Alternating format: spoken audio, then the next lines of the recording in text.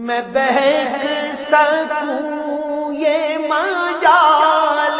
کیا، میرا رہنما کوئی اور ہے۔ نحمدہ و نصلی علی رسولہ النبی الکریم الامین، اما بعد فاعوذ باللہ السمیع العلیم من الشیطان الرجیم، بسم اللہ الرحمن الرحیم۔ قال اللہ تبارک و تعالی فی القرآن الحکیم، ان اللہ و ملائکتہ یصلون علی النبی یا ایہا الذین آمنوا صلوا علیہ وسلموا تسلیما۔ الصلاۃ والسلام علیک یا رسول اللہ وعلی آلک و اصحابک یا نبی اللہ۔ اللہ تعالیٰ کی بے حد و حساب حمد و ثنا، جان عالم وجہ تخلیق کائنات حضرت محمد مصطفیٰ صلی اللہ علیہ وسلم اور آپ کے جمیع آل و اصحاب کی بارگاہ ناز میں درود و سلام کے نذرانوں کے بعد، انتہائی عزت اور احترام کے لائق سامعین ذی قدر، میرے دینی اور یقینی دوستو، بزرگ اور بھائیوں، تفسیر اعجاز القرآن کے اگلے درس کے ساتھ حاضر خدمت ہیں، اور آج انشاءاللہ العزیز سورہ مومنون کا 6واں رکوع اور اس کے ساتھ ساتھ مجموعی طور پر یہ پارہ نمبر 18 کا 6واں رکوع ہوگا، یعنی 18ویں پارے کا بھی 6واں رکوع ہوگا، اور یہ آخری رکوع ہے۔ اس کے بعد انشاءاللہ العزیز سورہ نور جو ہے وہ ہم اس کی ابتدا کریں گے، اور آج انشاءاللہ العزیز سورہ مومنون کے آخری رکوع کا درس مکمل کیا جائے گا۔ آیت کا نمبر شمار ہے 93۔ اللہ تبارک و تعالی ارشاد فرماتے ہیں، قُل ربی اما ترینی ما یوعدون ربی فلا تجعلنی فی القوم الظالمین۔ تم عرض کرو اے میرے رب، اگر تو مجھے وہ دکھا دے جس کا ان سے وعدہ کیا جاتا ہے، تو اے میرے رب مجھے ان ظالموں میں شامل نہ کرنا۔ اس آیت اس کے بعد والی آیت میں اللہ تعالیٰ نے اپنے محبوب کریم علیہ الصلاۃ والسلام و تحیہ والثناء سے ارشاد فرمایا، اے محبوب صلی اللہ علیہ وسلم آپ دعا کیجئے کہ جو کافروں کے لیے عذاب مقدر ہے، یا اللہ وہ عذاب مجھے دکھا دے جس کا تو نے دنیا میں ان کافروں سے وعدہ فرمایا ہے، اور اے میرے رب مجھے ان ظالموں میں شامل نہ کرنا اور ان کا ساتھی نہ بنانا۔ ادھر یہ جو آخری آیت ہے، ربی فلا تجعلنی فی القوم الظالمین، اس آیت کا نبی کریم صلی اللہ علیہ وآلہ وسلم کے حوالے سے معاملہ ذرا سمجھنے والا ہے، کہ ایک تو یہ ہے کہ یہ آیت جو ہے یہ رسول اللہ صلی اللہ علیہ وسلم کو بطور عاجزی اور بطور تواضع اور بندگی کے اظہار کے طور پر تلقین کی گئی، اے محبوب صلی اللہ علیہ وسلم آپ دعا کیجئے کہ مجھے اللہ ظالموں کا ساتھی نہ بنائے۔ حالانکہ یہ بات تو بدیہی ہے، یقینی ہے کہ کوئی نبی بھی ایسا عمل نہیں کرتا جس پر گناہ کبیرہ یا گناہ صغیرہ کا جو لفظ ہے وہ منطبق ہوتا ہو، یعنی وہ ہر طرح کی صغیرہ اور کبیرہ گناہ سے پاک ہوتے ہیں۔ لیکن یہاں پر نبی کریم صلی اللہ علیہ وآلہ وسلم نے جو فرمایا، ربی فلا تجعلنی فی القوم الظالمین، یا اللہ مجھے ظالموں کے ساتھ شامل نہ کرنا، تو یہاں پر ایک تفسیر یہ بھی ہو سکتی ہے کہ نبی کریم صلی اللہ علیہ وسلم سے خطاب کیا گیا، لیکن اس سے مراد رسول اللہ صلی اللہ علیہ وسلم کی امت ہو، کہ امت کو یہ دعا تلقین کی جا رہی ہے، جیسے کہ وَقُلْ رَبِّ ارْحَمْهُمَا كَمَا رَبَّيَانِي صَغِيرًا، اے محبوب صلی اللہ علیہ وسلم آپ فرما دیجئے کہ اللہ میرے والدین کے حال پر ایسے رحم فرما جیسا کہ انہوں نے میری تربیت کی، میری پرورش کی۔ اب یہاں پر نبی کریم صلی اللہ علیہ وسلم سے اگرچہ خطاب ہے، لیکن مراد امت ہے، کیونکہ نبی کریم صلی اللہ علیہ وسلم کے والدین مبارک جو ہیں اس وقت حیات ہی نہ تھے۔ تو پھر ایسے ہی اگر کسی کے ذہن میں یہ سوال ہے کہ اس آیت کے شروع میں ہے قُل رَبِّ اِمَّا تُرِيَنِّي مَا يُوعَدُونَ، تو پھر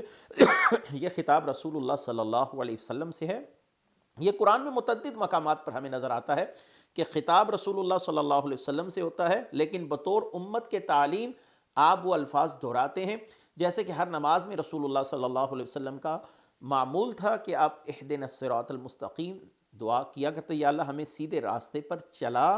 اور ان لوگوں کے راستے پر جن پر تیرا انعام ہوا۔ حالانکہ سب سے بڑھ کر انعام یافتہ شخصیت تو آپ کی ذات والا صفات خود ہے، لیکن ہر نماز میں یہ دعا کرنا امت کے لیے سنت بھی تھی، طریقہ کار بھی تھا، اور امت کے لیے یہ جو دعا ہے اس کو مخصوص کرنا بھی مراد تھا۔ آگے آتے ہیں وَإِنَّا عَلَىٰ أَن نُّرِيَكَ مَا نَعِدُهُمْ لَقَادِرُونَ، اور بے شک ہم اس پر قادر ہیں کہ تمہیں وہ دکھا دیں جس کا ہم نے ان سے وعدہ کیا ہے، یا انہیں وعدہ دے رہے ہیں۔ تو اس آیت میں کفار کو جواب دیا گیا جو اس عذاب کا انکار کرتے ہیں اس کی ہنسی اڑاتے ہیں جس کا ان سے وعدہ کیا گیا، تو انہیں بتایا گیا اگر غور و فکر کر لو تو سمجھ لو کہ اللہ تعالیٰ اس وعدے کو پورا کرنے پر قادر ہے، پھر انکار کی وجہ اور مذاق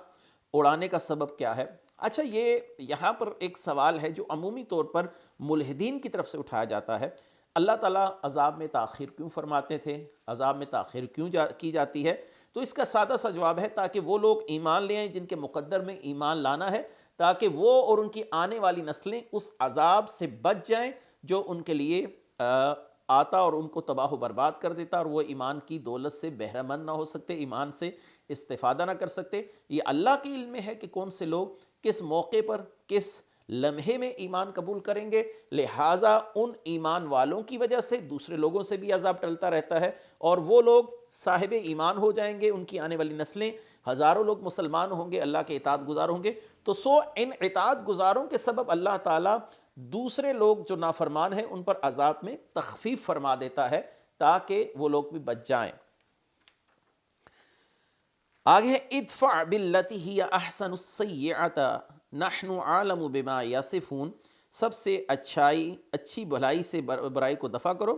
سب سے اچھی بھلائی سے برائی کو دفع کرو، ہم خود جانتے ہیں جو باتیں یہ کر رہے ہیں۔ یہاں پر نیکی سے برائی کو ٹالنے کا حکم دیا جا رہا ہے۔ اب نیکی سے برائی کو ٹالنے کا کیا معاملہ ہے؟ تو سب سے بڑی نیکی کی بات تو توحید ہے، یعنی توحید سے شرک کی برائی کو دفع کیجئے، یعنی دعوت فکر دیجئے اللہ کے ایک ہونے کے متعلق، اپنی رسالت کے متعلق، تاکہ یہ لوگ اس برائی سے باہر نکل آئیں جس کے دلدل میں یہ دھنسے ہوئے ہیں، وہ ہے گمراہی کی اور شرک کی وادی اور گمراہی کی دلدل اور اللہ کی نافرمانی کی دلدل، تو اس سے یہ باہر نکل آئیں۔ دوسرا یہ ہے کہ اطاعت اور تقوی کو رواج دیجئے تاکہ اللہ کی نافرمانی، گناہ اور معصیت جو ہے یہ دفع ہو جائے، ختم ہو جائے، تو اس سے مراد یہ بھی ہو سکتا ہے۔ رسول اللہ صلی اللہ علیہ وسلم کے اگر ہم زندگی کے معاملات کو دیکھتے ہیں تو آپ صلی اللہ علیہ وسلم نے اس آیت مبارکہ پر کیسے عملی طور پر عمل کر کے دکھایا، تو اس کی تفسیر دیکھیے، ادفع باللتی ہی احسن السیئۃ، کہ آپ بھلائی سے برائی کو دفع کیجئے، اور اس کا فائدہ کیا ہوگا؟ اللہ تعالیٰ نے سورہ حامیم السجدہ کی آیت نمبر 34 میں فرمایا جب آپ یہ کریں گے فَإِذَا الَّذِي بَيْنَكَ وَبَيْنَهُ عَدَاوَةٌ كَأَنَّهُ وَلِيٌّ حَمِيمٌ، جس شخص کے درمیان دشمنی ہوگی تو وہ اس وقت ایسے ہو جائے گا جیسے وہ آپ کا گہرا دوست ہو، آپ کے حسن سلوک سے متاثر ہوگا، آپ کا گرویدہ ہو جائے گا۔ اس لیے مولا علی نے فرمایا جس کے اخلاق اچھے ہیں، جس کا بولنے کا انداز نرم اور لہجہ محبت بھرا ہے، اس کے لوگ غلام زیادہ ہوتے ہیں۔ تو مولا علی کرم اللہ وجہ الکریم کے اس قول کی مزید میں تفسیر اگر بیان کرتا چلوں تو آپ دیکھیں کہ نبی کریم صلی اللہ علیہ وآلہ وسلم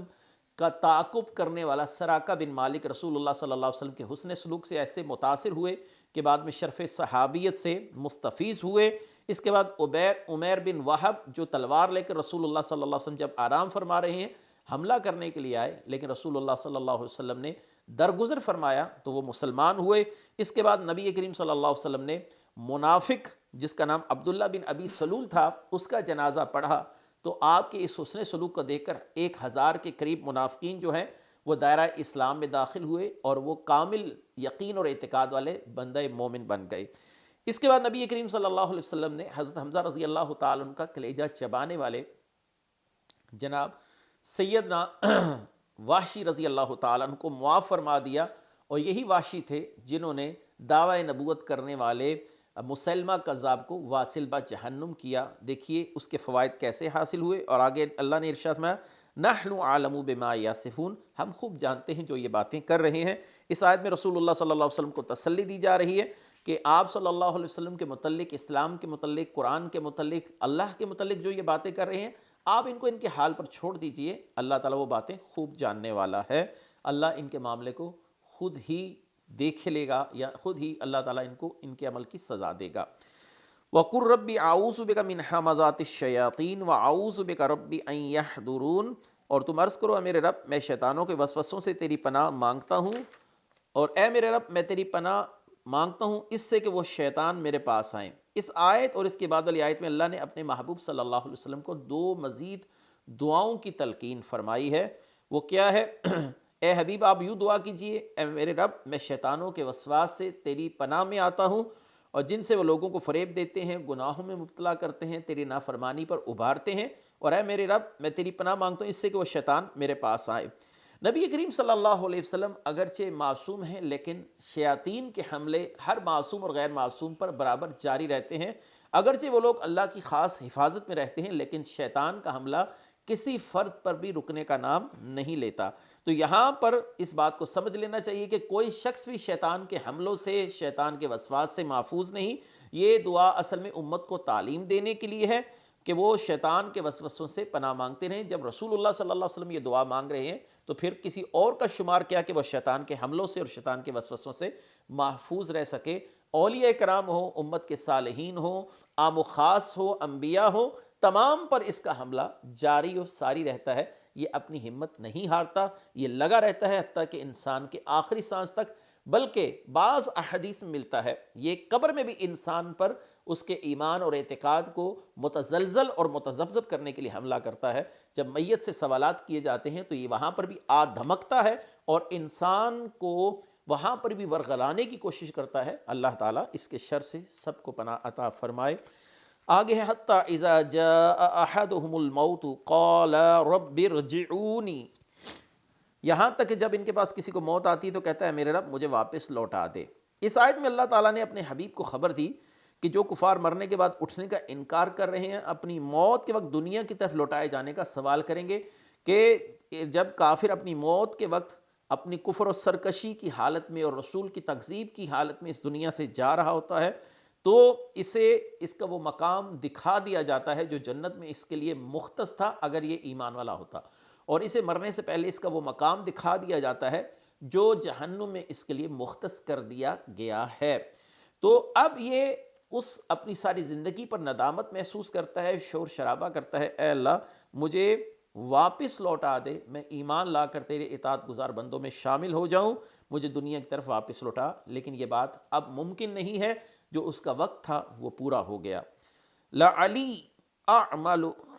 اعمل صالحا فیما ترکت کلا انہا کلمۃ هو قائلها ومن ورائہم برزخ الی یوم یبعثون، جس دنیا کو میں نے چھوڑ دیا ہے شاید اب میں اس میں کچھ نیک عمل کر لوں، ہرگز نہیں، یہ تو ایک بات ہے جو وہ کہہ رہے ہیں، ان کے آگے ایک رکاوٹ ہے اس دن تک جس دن وہ اٹھائے جائیں گے۔ ارشاد فرمایا کہ کافر اپنی موت کے وقت عرض کرے گا میرے رب مجھے دنیا کی طرف واپس لٹا، شاید اب میں دنیا میں کچھ نیک عمل کر لوں جسے چھوڑ آیا ہوں، نیک اعمال بجا لا کر اپنی غلطیوں اور کوتاہیوں کا تدارک کر سکوں، اس کا جو میں نے گناہ کیے ہیں اس کا تدارک کر سکوں، مجھے ایک موقع دے دیا جائے۔ اس پر فرمایا جائے گا ہرگز نہیں۔ تو یہ تو ایک بات ہے جو حسرت اور ندامت سے کہہ رہا ہے، اور یہ بات ہونے والی نہیں کہ اس سے کچھ فائدہ نہیں ہوگا، اس وقت اس کی بات کو نہ سنا جائے گا نہ اس کی بات کو تسلیم کیا جائے گا۔ اور یہاں پر فرمایا جا رہا ہے کہ اس کے درمیان اور دنیا کے درمیان ایک برزخ ہے، وہ برزخ کیا ہے؟ موت ہے، جو اس پل کو پار کر گیا اب وہ واپس آنے والا نہیں ہے، چاہے وہ جتنا مرضی ہی شور شرابہ کر لے، چاہے وہ جتنا مرضی اللہ کی بارگاہ میں التماس کر لے، اس کی اس خواہش کو پورا نہیں کیا جا سکے گا۔ اور آگے اس حوالے سے حضرت عبداللہ بن عباس کی ایک حدیث بھی اسی صورتحال سے ملتی جلتی ہے کہ عبداللہ بن عباس فرماتے ہیں کہ جس کے پاس اتنا مال ہو کہ وہ بیت اللہ کا حج کر سکتا تھا، جس کے پاس اتنا مال ہو کہ وہ زکوٰۃ اس پر فرض تھی لیکن اس نے زکوٰۃ نہ دی، اور مرتے وقت وہ دنیا سے واپسی کا سوال کرے گا۔ ایک شخص نے عرض کیا عبداللہ بن عباس یہ تو کافر کے لیے ہے کہ وہ سوال کرے گا کہ مجھے واپس لوٹایا جائے، لیکن یہ آپ نے کہہ دیا کہ یہ بندہ مومن کے لیے بھی ہے جس نے حج نہیں کیا، جس نے زکوٰۃ نہیں دی۔ تو حضرت عبداللہ بن عباس رضی اللہ تعالیٰ عنہ نے قرآن کی یہ آیت پڑھی جو سورہ مومنون کی آیت نمبر منافقون کی آیت نمبر 9 ہے، 10 ہے اور 11 ہے۔ وَأَنفِقُوا مِمَّا رَزَقْنَاكُم مِّن قَبْلِ أَن يَأْتِيَ أَحَدُكُمُ الْمَوْتُ فَيَقُولُ رَبِّ لَوْلَا أَخَّرْتَنِي إِلَىٰ أَجَلٍ قَرِيبٍ فَأَصَدَّقَ وَأَكُن مِّنَ الصَّالِحِينَ، کہ وہ کہے گا کہ کاش میں اللہ کے دیے ہوئے رزق سے کچھ رزق اللہ کی راہ میں خرچ کر دیتا تو مجھے اتنی مہلت مل جاتی، میں صدقہ دے دیتا، میں صالحین سے ہو جاتا، لیکن اللہ تعالیٰ وَلَن يُؤَخِّرَ اللَّهُ نَفْسًا إِذَا جَاءَ أَجَلُهَا، پھر اللہ تعالیٰ کسی نفس کو مہلت نہیں دیتا۔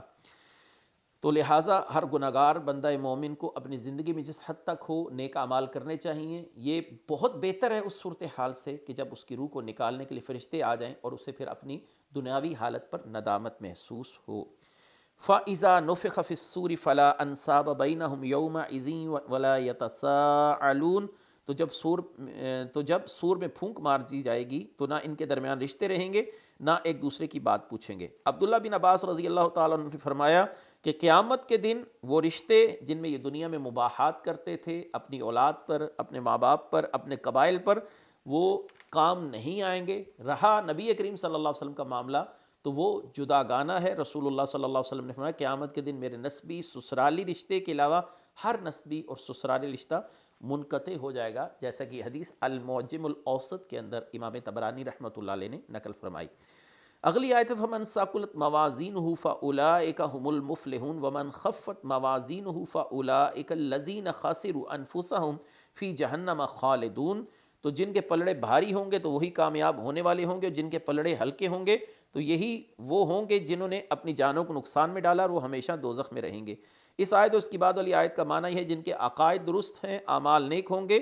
تو اس کے اعمال کا اللہ تعالیٰ کے نزدیک وزن ہوگا، یہی لوگ اپنے مقاصد کو پانے والے ہیں۔ جن کے عقائد غلط اور اعمال نیک نہ ہوں گے ان کے اعمال کا اللہ تعالیٰ کے نزدیک کوئی وزن نہ ہوگا۔ اگلی آیت ہے تلفح وجوہہم النار وہم فیہا قالحون الم تکن آیاتی تتلی علیہم فکنتم بہا تکذبون۔ تو ان کے چہروں کو جلا دے گی آگ، وہ اس میں منہ چڑھائے ہوں گے، اور کیا تم میری آیتیں نہ پڑھی جاتی تھیں تو تم انہیں جھٹلاتے تھے۔ اس آیت اور اس کی بعد والی آیت کا خلاصہ ہے کہ اپنی جانوں کو نقصان میں ڈالنے والے بدبختوں کا یہ حال ہوگا کہ جہنم کی آگ ان کے چہروں کو جلائے گی۔ آپ نے جب دیکھا ہے کہ کسی موم کو جلایا جاتا ہے تو وہ سمٹ جاتا ہے، سکڑ جاتا ہے، یعنی وہ سکڑ کر اکٹھا ہو جاتا ہے۔ تو کسی مومی لفافے کو یا شاپر جس کو بولا جاتا ہے، تو یہی کیفیت ہوگی کہ جب ان کے چہروں پر آگ جھونسی جائے گی، دھونس دی جائے گی تو ان کے دونوں ہونٹ سکڑ کر دانتوں سے جدا ہو جائیں گے۔ اللہ تعالیٰ معاف فرمائے۔ اور ان سے فرمایا جائے کہ کیا دنیا میں تمہارے سامنے میری آیتیں نہیں پڑھی جاتی تھیں؟ تو وہ کہیں گے ضرور پڑھی جاتی تھیں، لیکن ہم اپنے گمان کے مطابق سمجھتے تھے یہ معاملہ ہوگا نہیں، یا ہم غفلت سے ان آیات کو سن کر گزر جاتے تھے۔ تو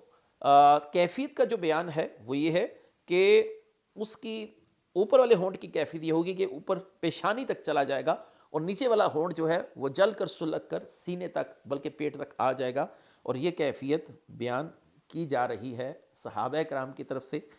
اگلی آیت قالوا ربنا غلبت علینا شقوتنا وکنا قوما ضالین ربنا اخرجنا منها فإن عدنا فإنا ظالمون قال اخسئوا فيها ولا تكلمون۔ وہ کہیں گے اے ہمارے رب، ہم پر ہماری بدبختی غالب آئی اور ہم لوگ گمراہ تھے، اے ہمارے رب ہمیں دوزخ سے نکال دے، پھر اگر ہم ویسے ہی کریں تو بے شک ہم ظالم ہوں گے۔ اللہ فرمائے گا دھتکارے ہوئے جہنم میں پڑے رہو اور مجھ سے بات نہ کرو۔ یہاں پر اللہ تعالیٰ کی شدید ناراضگی کا بیان ہے۔ ابو درداء رضی اللہ تعالیٰ عنہ ارشاد فرماتے ہیں کہ نبی کریم صلی اللہ علیہ وسلم نے فرمایا کہ دوزخی لوگ جہنم میں دروغہ حضرت مالک علیہ السلام کو پکار کے کہیں گے اے مالک، تیرا رب ہمیں موت دے کر ہمارا کام پورا کر دے تاکہ ہماری اس عذاب سے جان چھٹ جائے جو ہم جل جل کر مر رہے ہیں، لیکن ہمیں موت نہیں آ رہی، ہمیں بار بار ایک تکلیف اور اذیت سے گزرنا پڑ رہا ہے۔ تو مالک ان سے کہیں گے تم جہنم میں ہی پڑے رہو۔ پھر اللہ کی بارگاہ میں عرض کریں گے اور فریاد کریں گے اور پکاریں گے اور کہیں گے اے ہمارے رب، ہم پر ہماری بدبختی غالب آئی، ہم گمراہ لوگ تھے، اے ہمارے رب ہمیں دوزخ سے نکال دے، پھر اگر ہم ویسے ہی کریں تو بے شک ہم ظالم ہوں گے۔ انہیں جواب دیا جائے گا دھتکارے ہوئے جہنم میں پڑے رہو اور مجھ سے بات نہ کہو، تو ان کی تمام امیدیں منقطع ہو جائیں گی، اور اس وقت ان کی ندامت اور خرابی کی جو صورتحال ہوگی وہ ایسی ہوگی کہ وہ چیخ چیخ کر رو رو کر تھک ہار جائیں گے اور اس عذاب کی کیفیت میں لگاتار ہی مبتلا رہیں گے۔ آگے ہے انہو کان فریق من عبادی یقولون ربنا آمنا فاغفر لنا وارحمنا وانت خیر الراحمین فاتخذتموہم سخریا حتی انسوکم ذکری وکنتم منہم تضحکون انی جزیتہم اليوم بما صبروا انہم هم الفائزون۔ بے شک میرے بندوں کا ایک گروہ کہتا تھا اے ہمارے رب، ہم ایمان لائے، تو ہمیں بخش دے، ہم پر رحم فرما، اور تو سب سے بہتر رحم کرنے والا ہے، تو تم انہیں مذاق بنا لیا کرتے تھے۔ یہاں تک کہ ان لوگوں کا مذاق اڑانے نے تمہیں میری یاد بھلا دی اور تم ان سے ہنسا کرتے تھے، بے شک آج میں نے ان کے صبر کا انہیں یہ بدلہ دیا کہ وہی کامیاب ہیں۔ یعنی یہاں پر کفار کی کیفیت کا بیان ہے کہ جو اہل ایمان کا مذاق اڑاتے تھے۔ اصل میں یہ آیت جو ہے مفسرین کے قریب کفار قریش کے متعلق نازل ہوئی، جو حضرت بلال، حضرت عمار، حضرت صہیب، حضرت خباب اور ان جیسے دیگر فقراء صحابہ کا مذاق اڑاتے تھے۔ اب انہیں نصیحت کی جا رہی ہے کہ تم جو مذاق اڑاتے تھے یہ اس کا بدلہ ہے کہ تم جہنم میں دھنس دیے گئے ہو، اور جو اہل ایمان تمہارے طنز و تشنیع پر صبر کرتے تھے اللہ تعالیٰ نے ان کے درجات جنت میں اس صبر کے صدقے بلند فرما دی ہیں، اور ان کا جنت میں دخول اسی صبر کے سبب ہو گیا ہے۔ تو اس کا معنی یہ ہے کہ دین کی تبلیغ کرنے والے اور دین سے متعلق لوگوں کو مخالفین کی طعن و تشنیع پر صبر سے کام لینا چاہیے تاکہ یہ ان کے جنت میں دخول اور جنت میں درجات کی بلندی کا سبب بن سکے۔ آگے ہے قَالَ کم لبثتم فی الارض عدد سنین قالوا لبثنا یوما او بعد یوم فاسأل العادین قال ان لبثتم الا قلیلا لو انکم کنتم تعلمون۔ اللہ فرمائے گا تم زمین میں سالوں کی گنتی کے اعتبار سے کتنا عرصہ ٹھہرے؟ وہ کہیں گے ہم ایک دن یا ایک دن کا بھی کچھ حصہ ٹھہرے، تو گننے والوں سے دریافت فرمائے گا تم بہت تھوڑا ہی ٹھہرے ہو اگر تم جانتے ہو۔ اللہ قیامت کے دن کفار سے سوال فرمائے گا تم دنیا میں اور قبر میں سالوں کی گنتی کے اعتبار سے کتنا ٹھہرے؟ تو قبر کی زندگی اور دنیا کی زندگی انہیں ایک دن یا اس سے بھی کم مدت نظر آئے گی، یعنی وہ تمام کی تمام آسائشیں، دنیاوی نعمتیں جس میں وہ اللہ کی نافرمانیاں کر رہے تھے، آج ان کے لیے سمٹ کر ایک دن یا چند ساعتوں تک محدود ہو جائے گا، اور اس وقت انہیں اپنی خسارے کی کیفیت کا اندازہ ہوگا کہ یہ وہ زندگی ہم نے تباہ و برباد کر دی جو ہمیشہ کے لیے تھی، جس کا کبھی نقطہ انتہا ہے ہی نہیں، اور وہ جو 40 50 60 سالہ زندگی تھی وہ ہم نے اللہ کی نافرمانی میں گزاری، آج وہ ہمارے لیے ایک دن کی مثل ہو گئی ہے۔ آگے ہے افحسبتم انما خلقناکم عبثا وانکم الینا لا ترجعون، تو کیا تم یہ سمجھتے ہو کہ ہم نے تمہیں بیکار پیدا کیا، تم ہماری طرف لوٹائے نہیں جاؤ گے؟ یہاں پر یہ ہے کہ اللہ تعالیٰ مزید انہیں تحدید فرمائے گا، کیا تم یہ سمجھتے ہو کہ ہم نے تمہیں بیکار پیدا کیا، تم ہماری طرف لوٹائے نہیں جاؤ گے؟ تمہارا مقصد تھا، وہ کیا تھا؟ وما خلقت الجن والانس الا لیعبدون، تمہاری طرف اس حوالے سے رسولوں کو بھیجا گیا تاکہ تم عبادت کرنے میں ان سے معاونت لے سکو، عبادت کے طریقے سیکھ سکو۔ الٹا تم نے ان لوگوں کی تضحیق کی، ان کا مذاق اڑایا۔ بلکہ اللہ تعالیٰ قرآن میں سورہ القیامہ آیت نمبر 36 میں فرماتے ہیں ایحسب الانسان ان یترک سدی، کیا انسان اس گھمنڈ میں ہے کہ اسے چھوڑ دیا جائے گا؟ کبھی نہیں چھوڑا جائے گا، اسے پکڑا جائے گا، اور اللہ کی گرفت سخت ہے۔ فتعال اللہ المالک الحق لا الہ الا ھو رب العرش الکریم، تو وہ اللہ بہت بلندی والا ہے جو سچا بادشاہ، اس کے سوا کوئی معبود نہیں، وہ عزت والے عرش کا مالک ہے۔ یعنی اللہ اپنی صفات، ذات، افعال میں مملوک کی مماثلت سے پاک ہے، وہی سچا ہے، ہر چیز اس کی ملکیت ہے، اس کی بادشاہی میں داخل ہے، اس کے سوا کوئی معبود نہیں، کیونکہ تمام چیزیں اسی کی ملکیت ہیں۔ وَمَن يَدْعُ مَعَ اللَّهِ إِلَٰهًا آخَرَ لَا بُرْهَانَ لَهُ بِهِ فَإِنَّمَا حِسَابُهُ عِندَ رَبِّهِ إِنَّهُ لَا يُفْلِحُ الْكَافِرُونَ، جو اللہ کے ساتھ کسی دوسرے معبود کی عبادت کرے جس کی اس کے پاس کوئی دلیل نہیں، تو اس کا حساب اس کے رب کے پاس ہی ہے، بے شک کافر فلاح نہیں پائیں گے۔ یعنی جو اللہ کے سوا کسی اور معبود کی پرستش کرے جس کی عبادت کرنے پر اس کے پاس کوئی دلیل نہیں، تو اس کا حساب اس کے رب کے پاس ہی ہے، وہی اس عمل کی سزا دے گا۔ بے شک کفار عذاب کی سختی اور جہنم سے چھٹکارا نہیں پائیں گے، اور انہیں کوئی سعادت نصیب نہیں ہوگی۔ آخری آیت ہے اس رکوع کی، وَقُلْ رَبِّ اغْفِرْ وَارْحَمْ وَأَنْتَ خَيْرُ الرَّاحِمِينَ، اور تم عرض کرو اے میرے رب بخش دے اور رحم فرما، تو سب سے بہتر رحم فرمانے والا ہے۔ آپ صلی اللہ علیہ وسلم کو استغفار کرنے کا حکم دیا گیا تاکہ آپ کی امت آپ کی پیروی کرے۔ مفسرین کا قول ہے کہ اس آیت میں رسول اللہ صلی اللہ علیہ وسلم کے واسطے سے آپ کی امت کو استغفار کرنے کا حکم دیا گیا۔ اب جو استغفار کے کلمات ہیں وہ کیا ہیں؟ جو سب سے بہترین ہے، جس کو استغفار کا سردار کہا گیا ہے، وہ اگر کوئی صبح پڑھے شام تک اگر اس کی موت ہو جائے تو وہ جنتی ہے، اگر شام کو پڑھے اور صبح تک اس کی موت ہو جائے تو وہ جنتی ہے۔ یہ الفاظ یاد کر لیجئے، اللہم انت ربی لا الہ الا انت خلقتنی وانا عبدک وانا علی عہدک ووعدک ما استطعت اعوذ بک من شر ما صنعت ابوء لک بنعمتک علی وابوء بذنبی فاغفر لی فانہ لا یغفر الذنوب الا انت۔ اے الہی تو میرا رب ہے، تیرے سوا کوئی معبود نہیں، تو نے مجھے پیدا کیا، میں تیرا بندہ ہوں اور اپنی طاقت کے مطابق تیرے عہد و پیمان پر قائم ہوں۔ میں اپنے کیے کے شر سے تیری پناہ مانگتا ہوں، تیری نعمت کا جو مجھ پر ہے اقرار کرتا ہوں، اپنے گناہوں کا اقراری ہوں، مجھے بخش دے، تیرے سوا کوئی گناہ بخشنے والا نہیں ہے۔ تو یہ معمول رکھیے، صبح پڑھیے، شام کو پڑھیے۔ الوظیفۃ الکریمہ ایک کتاب ہے، اس میں بھی یہ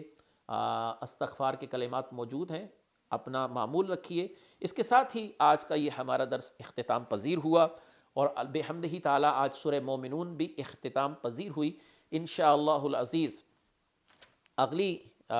نشست میں سورہ نور کے ابتدائی درس کے ساتھ حاضر خدمت ہوں گے، جس میں سورہ نور کا ابتدائی جو تعارف ہے وہ کروایا جائے گا، اور پہلے رکوع کی تفسیر بیان کی جائے گی۔ وآخر دعوانا ان الحمد للہ رب العالمین۔ میں بہک سکوں یہ مجال کیا میرا رہا